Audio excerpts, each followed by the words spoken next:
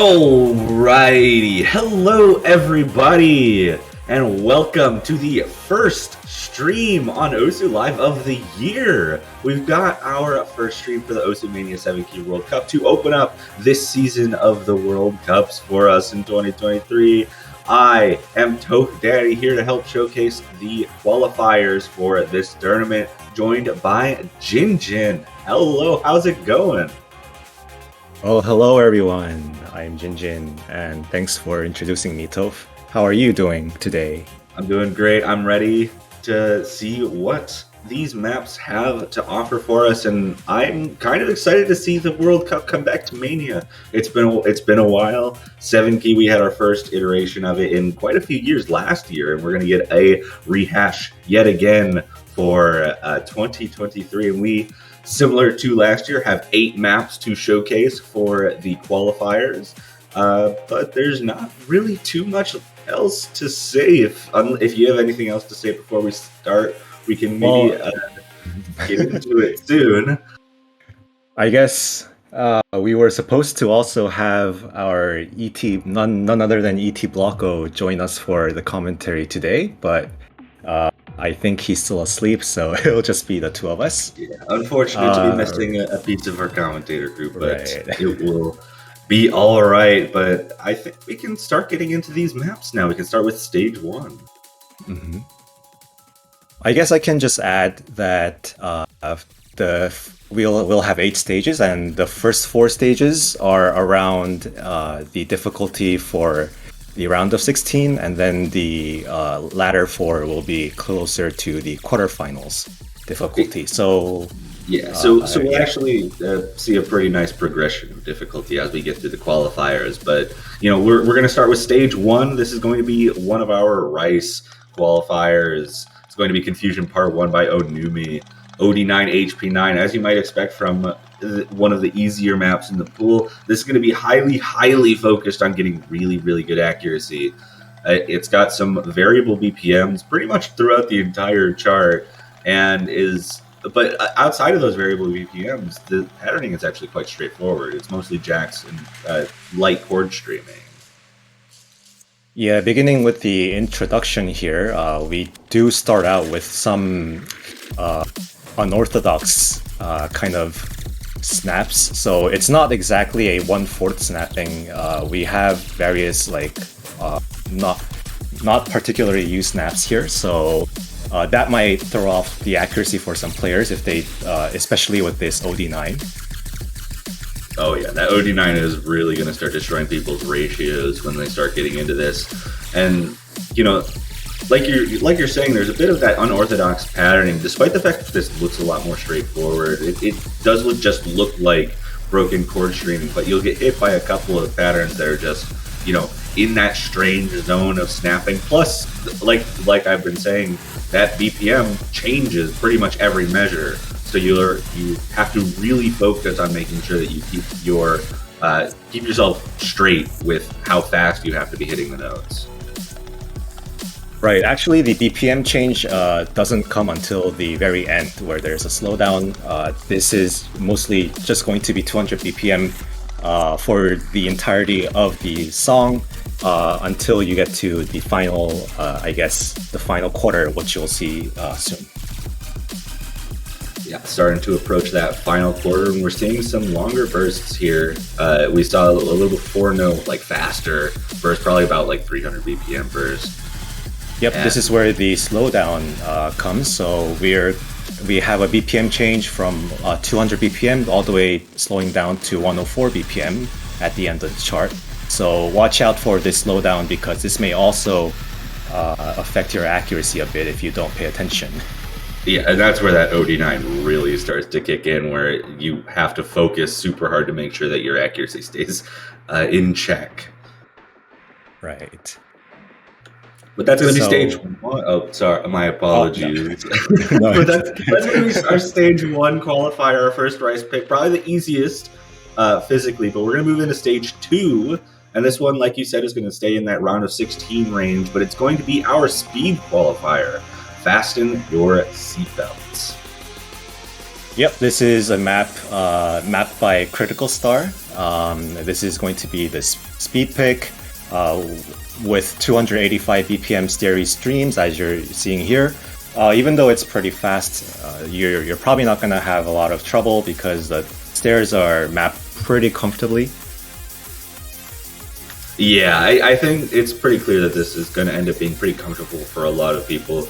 Though, stairs are kind of a two-way street. You have some players who are going to be very, very comfortable on patterns like this, and sometimes, and some players that just aren't would prefer like more complex stream patterns. So we're going to have to figure out. I guess teams are going to have to figure out how comfortable they feel on patterns like this. But regardless, it's not too fast. Ultimately, it looks like about 270 BPM streaming with some jumps in the middle, so it's not exactly 270 BPM equivalent when you're saying it like that, but you can pretty much play it like that, especially with some of these patterns looking more like, trilly kind of jumpy patterns. Yeah, the trilly pattern that you just saw there with the repeated burst group into the two notes, that might also be very easy to rush or fall behind if you're not careful enough, so you got to keep track of your momentum there. And as you can see, the streams here it doesn't stop. It keeps going on. And as we approach the ending section soon, we're actually going to see a change in the snapping of the notes for the stream. So far we had 1/6 streams, but we're going to be seeing them change into 1/8 bursts, which equates to 380 BPM stairs. Yeah, but it's not going to be lasting too long. So as long as you know that speed change is happening, I think most of these players should be okay. It's just about making sure that you're focused and not too surprised by the change in speed. Yep. So this is the place where the 1/8 stairs come in, and this is also arguably the hardest part of the chart, as we get more dense and dense sections here. Yeah, it gets that extra, note between the bursts that are happening, and then kind of peters out a little bit, but that's going to finish off our stage 2. So yeah, and also shout outs to No Name for providing the replays for most of the qualifier maps here. Absolutely, love all of our replayers. But with stage 2 out of the way, we'll get into our first non-Rice pick for our qualifier. Stage 3, Illegal Legacy, is going to be our first of 2 hybrid picks in this qualifier pool. Yep, this is going to be our generic hybrid style map, which consists of the types of patterning that you normally see in a typical ranked map. It's also mapped by Stan.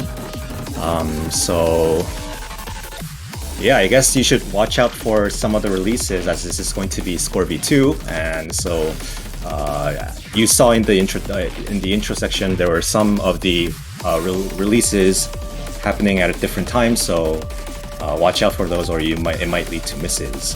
Yeah, those staggered releases could definitely cause some issues, especially with all of the core stream-esque and like burst patterns that are happening around the LNs like throughout this chart. It can be pretty hard to focus on everything that's happening around you. Yeah, that's true. But I've played this map a few times, and I think the patterning itself is overall very comfortable. So it just comes down to personal consistency at this point and how well you can maintain accuracy in some of these bursty sections that you see. Yeah, absolutely. And I mean, the structure of this is pretty consistent throughout. We've been seeing a lot of that, light chord stream with long notes in it, as well as just the bursts that create a technical element to it throughout. But we're hitting the last third, and you get a little bit of a change in structure here once we get into the chorus with 3-column LN patterns that show up and swap hands throughout this chorus. Yep, that's true. The LN difficulty starts to bump a bit in this last quarter of the map, so we do see a more long note oriented layering. Yep, and here we approach the end of stage 3, which is just going to be more chord streamy long note hybrid part, and then here's the end, which kind of mirrors the big intro of this map. Yeah, just to kind of a rehash of what we've already seen before. So as long as you're okay at the beginning, you should not have any problems with the ending. It's just about making sure you can get through that chorus once you're there. Yep, But so that was stage 3, and so next up is going to be our stage 4, which is Honeycomb Beat, Rainy Girl, mapped by Maple Syrup. This is going to be our long note control map, which is going to test both the releases and the long note coordination.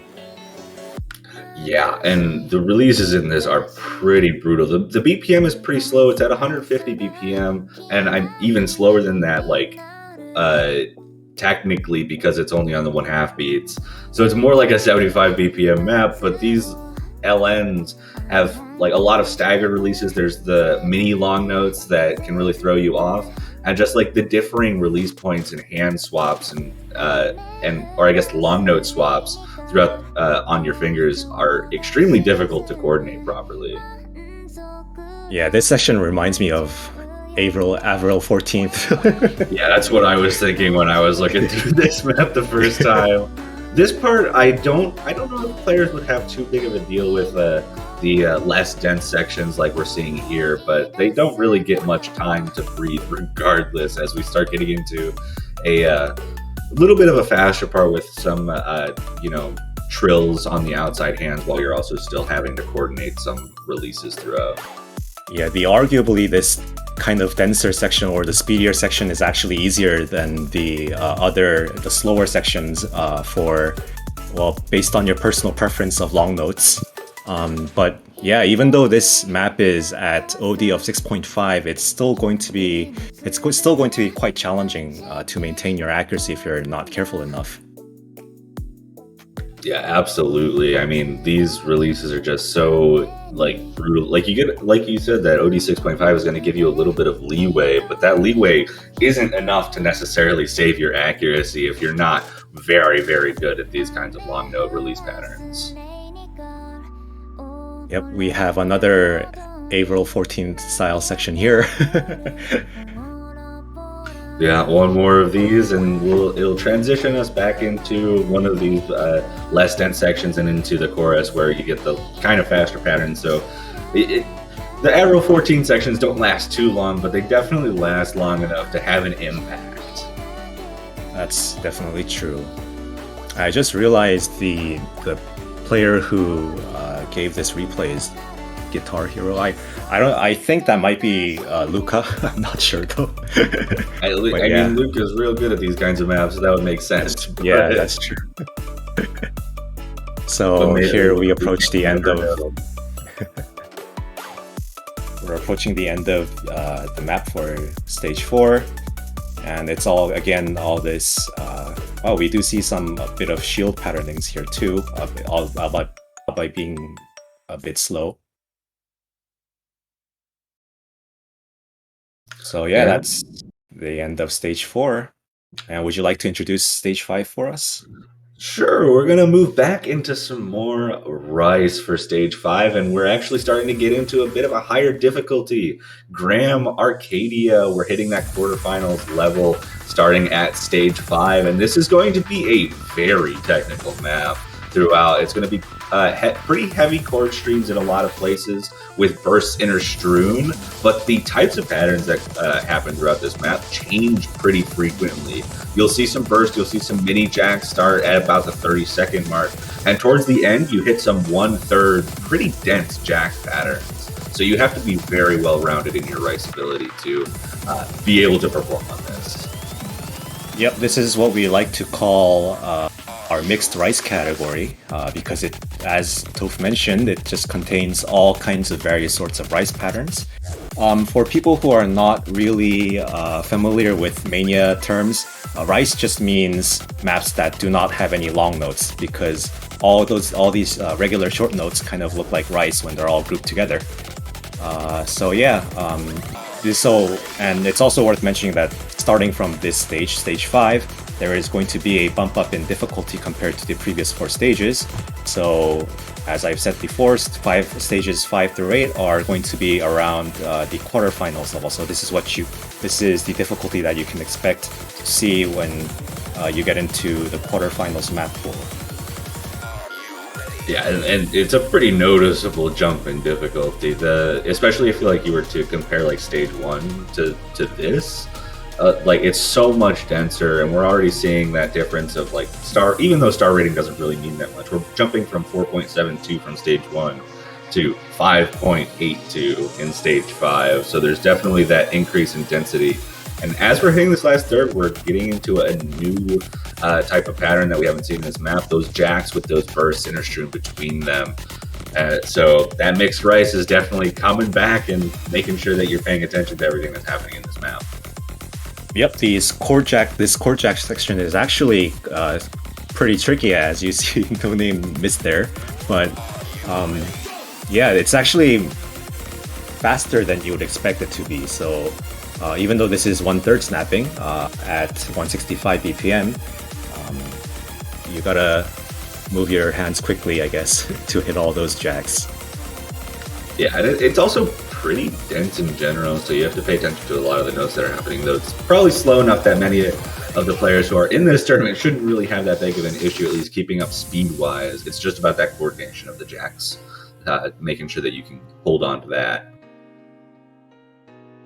Yep, so that concludes the stage 5, and next up is going to be stage 6. This is going to be Umeboshi Chatsuke Banana Deluxe Choco Crepe, mapped by Maxis, and this is going to be our chord stream and stamina pick. So, I mean, as you know, chord streams are very stamina intensive. This map actually comes down to have an average density of 26 notes per second, I think. That is a lot of notes per second, but I mean, it's the chord stream qualifier. It is, I think, undeniably the most straightforward qualifier that we have here in the set of 8, just because nothing really changes. It stays at that constant 180 BPM. The density doesn't change all that much throughout it. You get a couple breaks, but it's really just about keeping your stamina, keeping your reading on point with chord stream, and if you're capable of doing that and your stamina holds on for the entire 2-minute runtime of this, then you're going to be totally fine, and accuracy will probably come along suit with that. Yep, and as you mentioned, this being at 180 BPM, this is actually going to be quite difficult for some people. And here, this is the middle section of the chart, and I think this is where the chart is at its highest difficulty, because the density ramps up, and this is also the part where your stamina starts to kind of tax in. So we're gonna be seeing some players miss a lot there in the middle section. Yeah, so making sure that you're able to keep your combo through that really dense section in the middle is going to be really important for some of these teams, especially with how stacked this tournament is. We've seen, I mean, even last year had some incredibly good players in, especially those top 8 teams. But this year we're having an extended set of players with the comeback of 7-key, and I could imagine that this is going to get some very good scores on it through qualifiers. We'll definitely be seeing a range of scores for most of the qualifier maps. So that concludes this stage, stage 6, and you can introduce stage 7 for us. Yeah, we're back into some more long notes. We got Neko Hacker featuring Nanahira, Shua Shua Parfait. This is going to be closer to our density long note pick. I'm not sure you can completely call it that, but it's definitely on the faster side, more on the straightforward long note side, especially compared to stage 4, which was more on the coordination heavy side. Yep, so usually the long note density is going to be kind of the easiest long note style map to play for players that are rice oriented. But as you can see in this map still features many long note patterns that might throw off some players in terms of accuracy. So always gotta watch out for those releases and coordination aspects. Yeah, and this first half definitely has more of those slower long note patterns. And we'll start getting closer to what you would more normally, I guess, call density LN patterns once we hit that second half and the chorus at the end. Yep, and here we're at the chorus, and we do see more dense long note and right sections, but we can also see that there are like some mini inverses and shields that appear here and there. Yeah, you're seeing some columns just be taken over by long notes, and that is going to cause some issues with coordination in some aspects. And we're also seeing some interesting like reverse shields as well. We saw a mini check leading into a long note just on the spacebar there before, and we're hitting this last third where the density really starts to spike up now. Yeah, this is going to be the hardest part of this map, and yeah, as you said, the density ramps up quite a bit here, and this inverse section is also quite difficult to play. It definitely is. That is no joke to play through, and we're starting to get into the final chorus here. Not too much left of the chart, but it doesn't really do a whole lot new once we get to this ending. It's just kind of continuing that density aspect that we've been seeing. And another reverse shield mini jack on the space bar. That little mini heart kind of long note that appears in the two courses. Yeah, and then a bit of an abrupt end, but that's going to be stage 7 for us, our last long note pick, and we have one more map of qualifiers left in stage 8, and that's going to be Lyrith. Make you Lyrith. I don't know why it says it twice in the title, but that's fine. This is a quote-unquote boss song, if you want to call it that, but it's really a hybrid. It's our second hybrid of the pool.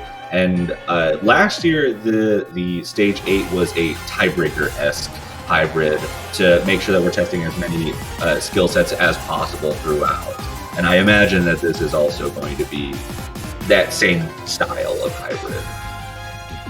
And yeah, the song choice, this is Yumemi Doll, but I mean, from listening to the song, everyone knows that this is going to be a Leaf. The composer is Leaf. So yeah, our complex hybrid pick, and as you mentioned, this is the patterns that you would expect to see in a typical tiebreaker setting.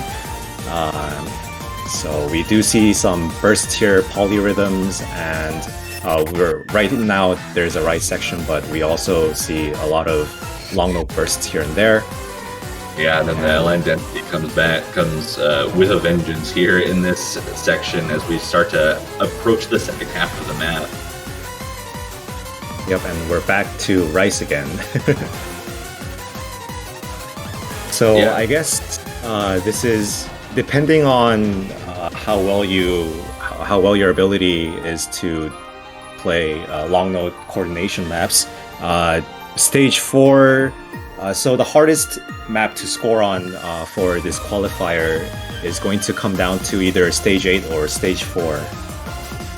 Yeah, I could definitely see that being the case. Depends on based on the teams, we have some players who are really good at that coordination LN, but this is definitely going to be the most physically challenging, I think, for pretty much any player in this tournament. You just gotta be able to balance the rice patterns and the long notes that come like in and out, like intermittently as the map goes on. Yeah, as you said, in terms of the overall skill set required, this is probably going to be the hardest map that we'll see for this qualifier.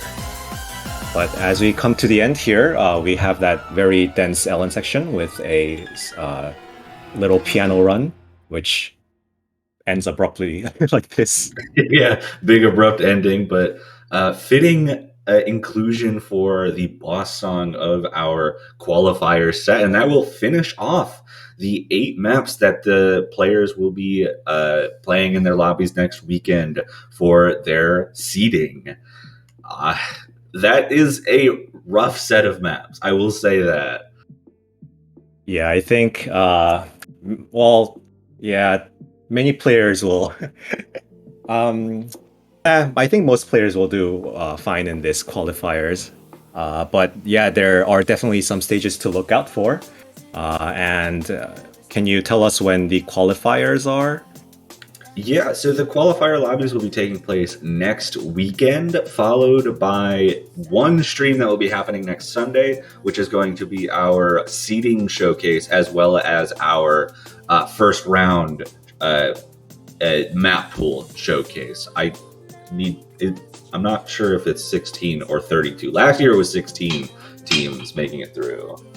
Oh, so for the 7 key Mania World Cup, we decided to go with the round of 16 right after the qualifiers. So after the end of the qualifier rounds, which the lobby happens in next week, we're going to be coming down to the top 16 teams who will advance to the round of 16.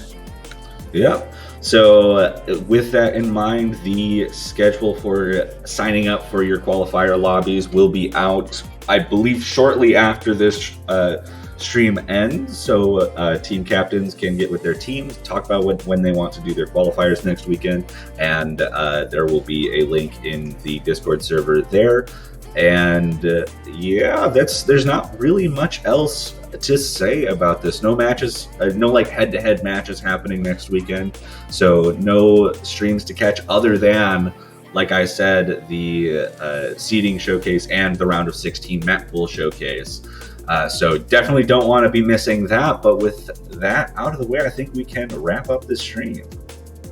Sounds good. So I guess we'll be seeing everyone next week during the round of 16 map pool showcase after the qualifier rounds end. Absolutely, we will. We hope to see you guys there. It's not going to be a stream you're going to want to miss. We'll see you guys then. Yep, see you then.